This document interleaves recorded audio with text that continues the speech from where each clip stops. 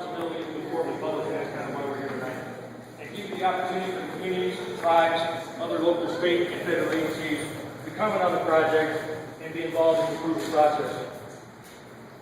This is the third of 4 public scoping meetings. As many of you are aware, we had a meeting here in Lybrook in early December. I think it was December 4th.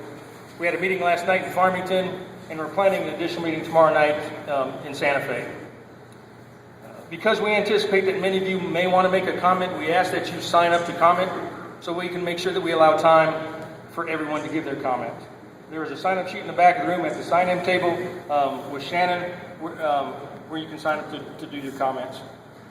We have had some people who want to comment but wish not to be recorded because of their beliefs, and we ask that you respect these beliefs and respect their wishes and turn off your recording devices at the appropriate time when you're requested to do so.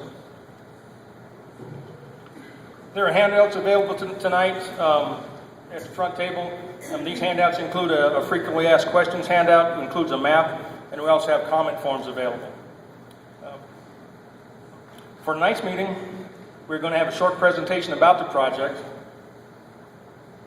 and immediately following the presentation, the BLM resource specialists and representatives from Saddle Butte will be available at each of the stations set up around the room to discuss the project in more detail and answer any questions you may have.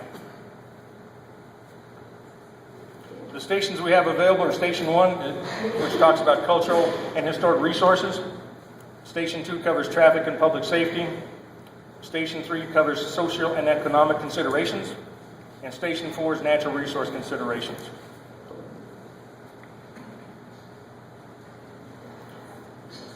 Okay. Now I'd like to start on the presentation. We'll do a quick PowerPoint presentation, and then we'll open up the floor for public comments.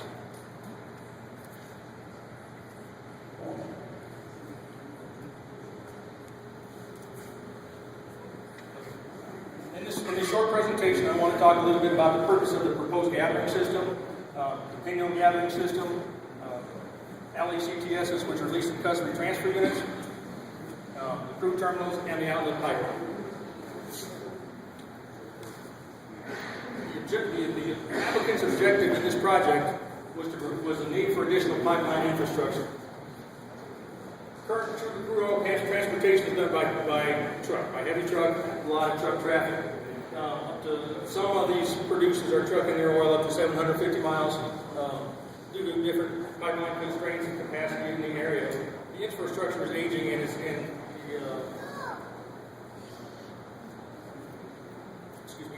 there are many negative impacts to this current way we're doing things, including safety, environmental, and reduction to landowner royalties. The existing infrastructure that we have out there is not handling the adequate amount of crude oil transportation. It's full of percent capacities, it's aging, trucking the oil to the refineries is a higher impact, and includes higher risks, higher loss, higher costs. Sadly, we believe that this project will improve market access and increase landowner royalties and community taxes. This slide shows you the different land ownership that will be affected by this project. The majority of this project is affected in private lands. About 47% of the project encompasses private lands, primarily in the southern part of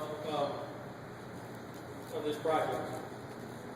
BLM lands encompasses about 26% of the total acreage of the project. Everything in yellow is BLM lands.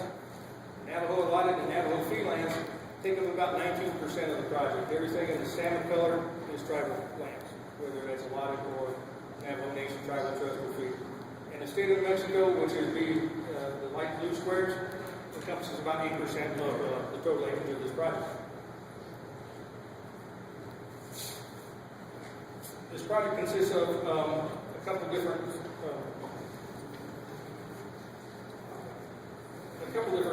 phases.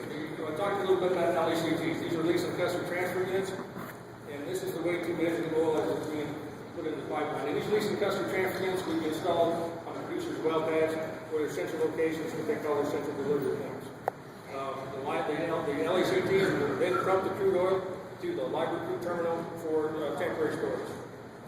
The crude terminal is going to provide storage for the oil that is being gathered by the gathering system, and we'll pump this crude oil to the outlet pipeline to other delivery points, such as rail terminals or possibly other pipelines. Pipelines is a big component of this entire project.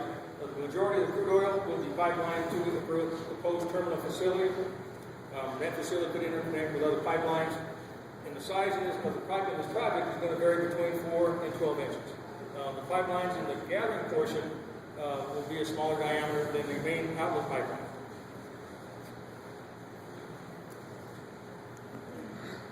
The current plans are to install these leasing customer transfer units at central locations. Like I said, they'll be set on different well pads or different locations up here in the gathering area and the Lybrook area. So where these lines terminate is typically where you'll have an LACT. They'll get crude oil all the way to the proposed terminal facility for operational temporary storage.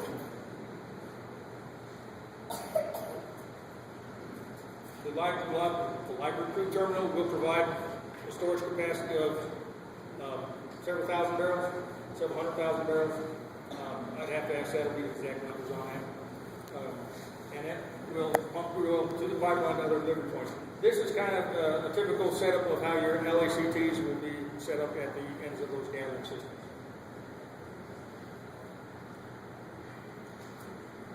Once the oil is collected at that outlet or the gathering facility, it will be put into the outlet pipeline. The outlet pipeline is going to be a 10 to 12 inch diameter pipeline that runs from the Lybrook terminal all the way down to proposed facilities in either Milan or Pruitt. What you see on the map here is two different alternatives, and we are going to evaluate both of those alternatives in full and determine which will be the best for the project.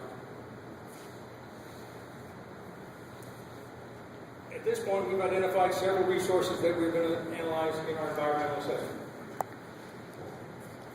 These include air resources, soil, water resources.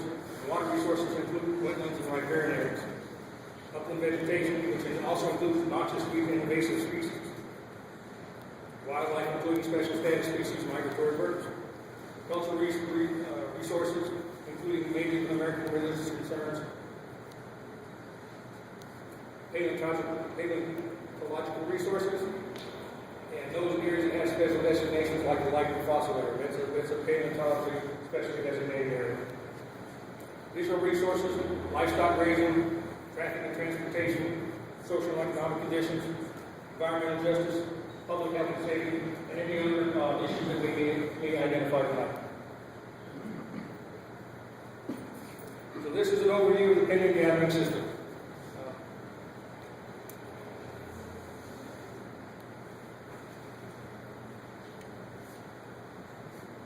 That's a PowerPoint presentation. Could I have the lights on, please?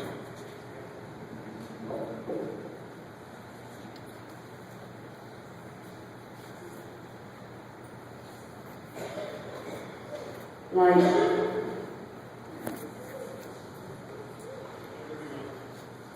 Flashing.